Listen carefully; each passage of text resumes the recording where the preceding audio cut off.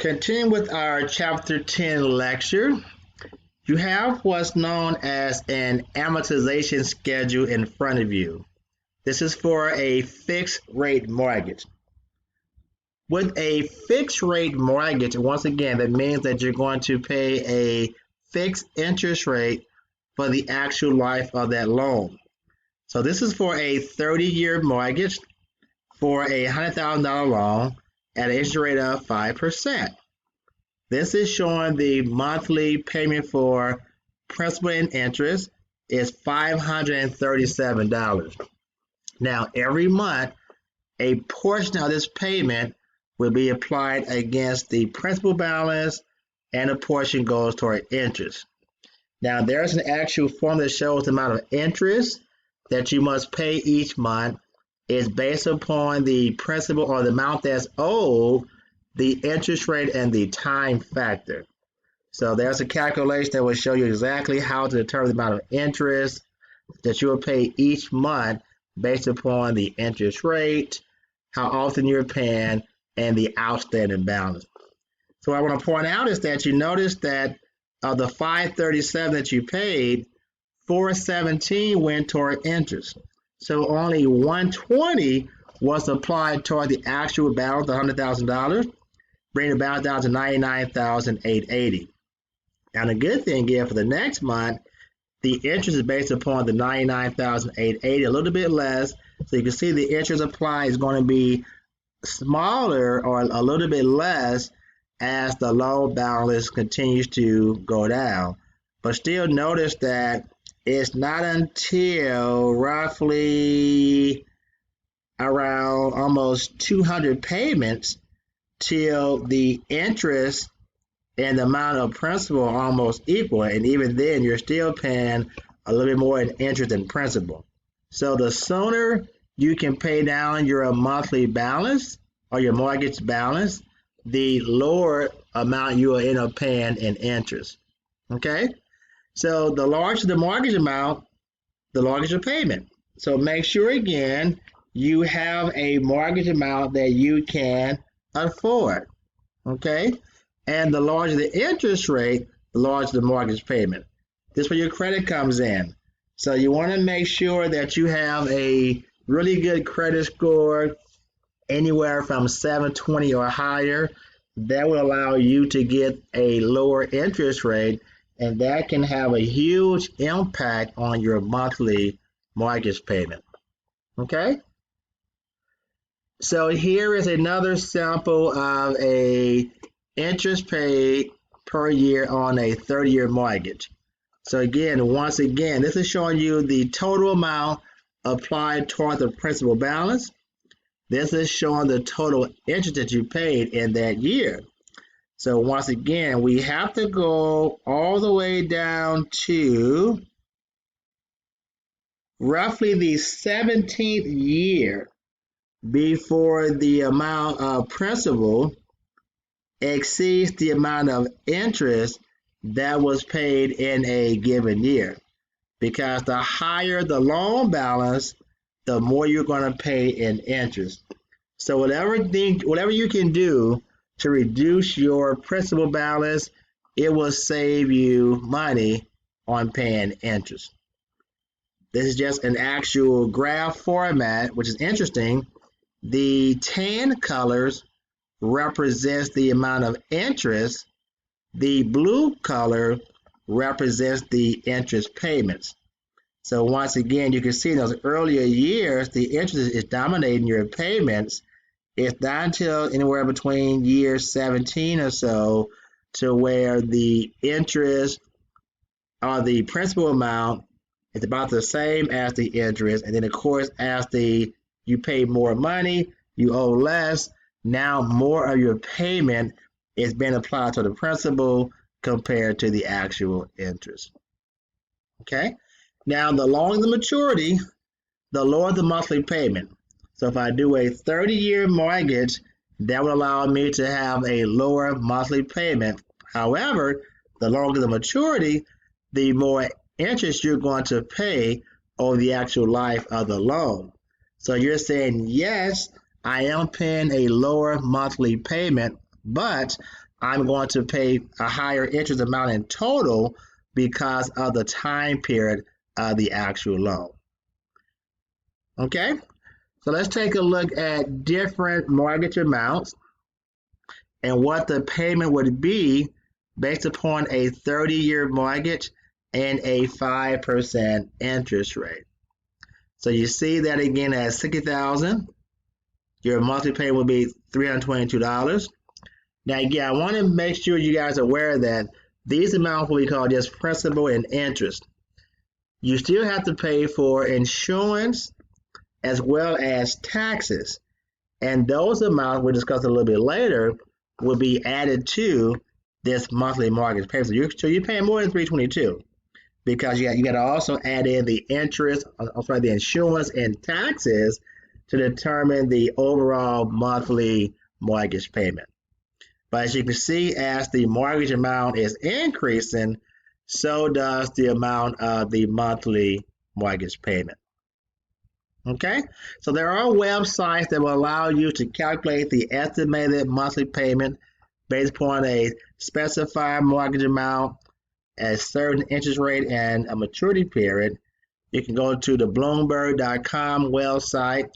They have a section on market interest rate to do the calculation. For those who are those who are familiar with Excel, Microsoft Excel will also allow you to calculate your monthly mortgage payment by going to the FX key, and there's a financial section, and you can do a calculation to determine what would be the payment amount based upon a fixed amount, a specified interest rate over a specified period of time. Okay? Now, you are allowed to pay your mortgage in a shorter time period. So we're looking now at a 15-year mortgage compared to a 30-year mortgage. So notice that with the 15-year mortgage, because it is a shorter time period, yes, you do have a higher monthly mortgage payment. So this is showing based upon certain interest rates, your payment for a 30-year mortgage compared to your payment for a 15-year mortgage. So once again, yes, because of the shorter time period, you do have a higher monthly mortgage payment with the 15-year compared to the 30-year. But let's look at the balance of that mortgage for a 15-year compared to a 30-year. Now, with a 15-year mortgage, of course, the mortgage is paid for at the end of 15 years.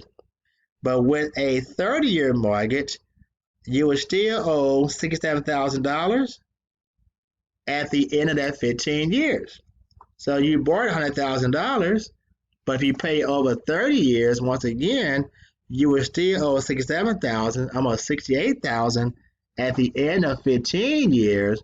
Whereas with a 15-year mortgage, the mortgage is paid off at the end of that 15-year period. So you can ask yourself how much you can afford as your monthly mortgage payment and use that to determine the time frame you will pay for the actual mortgage. Now, there's also what we call an adjustable rate mortgage, known as an ARM. With an adjustable rate mortgage, the interest owed changes in response to movements in a specific market-determined interest rate. So what does that mean? So with an ARM, an adjustable rate mortgage, you will begin with a certain interest rate based upon what we call the prime interest rate.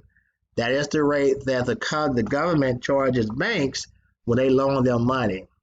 So typically with an ARM interest rate, the rate begins off low, okay? But over time, that rate can increase. And depending upon the terms, the rate can increase quite significantly, okay? So be careful when you're signing these loan contracts. You understand whether it is a fixed rate mortgage or an adjustable rate mortgage. And if it is an adjustable rate mortgage, what are the terms? You need to understand again that although, yes, you're paying a low interest rate right now, there's a possibility that the rate could actually increase. Now, how often does the rate increase? That will vary and depend upon the actual contract. The rate may go up once a year, it could be every 2 years. So you have to make sure if you sign what we call an adjustable rate mortgage that you understand the terms of your contract. So again, typically the rate starts off low in the first year, but after a year or two, the rate is going to increase. The frequency of rate adjustment is based upon the actual contract. Now, sometimes it may have a cap. The cap may say that the rate can only go up so many times, or it can only go to a certain interest rate. But once again, I caution you, make sure if you're going through what we call an ARM, that you understand all the terms. Because once again, it looks good at first because the rate starts off relatively low, but that rate can fluctuate so that it could have a cap. Understand what are the maximum and minimum fluctuations on that ARM, meaning I know it's going to begin at say 2%, but how high can a rate go up to? That will be in your contract. So with a fixed rate, you already know the rate that's going to be, and that rate stays there forever. Compared to an adjustable rate, their rate is going to vary based upon the fluctuation of the interest market. Okay? We now take a look at the decision to own a home versus renting. Which do I prefer? Well, first, look at renting. Look at the total cost of your rental payment along with your security deposit. Compared to owning a home, look at your down payment, your mortgage payment, your closing costs, maintenance, taxes, and insurance. Okay? Owning does have a tax advantage because when you own a home, the interest that you pay on that loan, as well as the real estate taxes that you pay, are tax deductible. When you are renting a home, your rental payment is not tax deductible. Okay? So we have a little illustration. Let's say if you're renting a home and the cost, or you're renting a place and you're paying rent $600 per month. This is doing a comparison of the amount per year over a 3-year period. Okay, so again, this is showing what you would pay in rent on an annual basis. This is showing total rent paid over 3 years. Compared to if you're purchasing a home, this is showing your mortgage payment of $791 per year. This is your cost for 1 year, your cost over a 3-year period, your total mortgage payment. Your down payment of $8,000 is just for that first year, so that's a one-time expense. Opportunity cost of your down payment of $1,600, take that time 3 years, that's $480. Your property taxes per year times 3 years, insurance per year.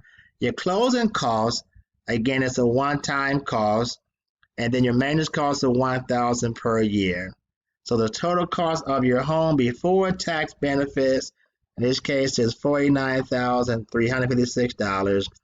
You're taking a look at the total tax savings because, again, you're able to deduct the interest and your taxes on your tax return. The beauty of the buy of the home that you have an equity investment, meaning that you have home ownership. When you are renting, you will never, ever, ever own that facility. So understand that home ownership may not be for everyone, but this is a quick way to generate wealth is through real estate and home ownership. So I do encourage each of you, if you haven't done so already, think about and look into the purchasing of an actual home. Okay? And that will conclude our Chapter 10 lecture on home ownership.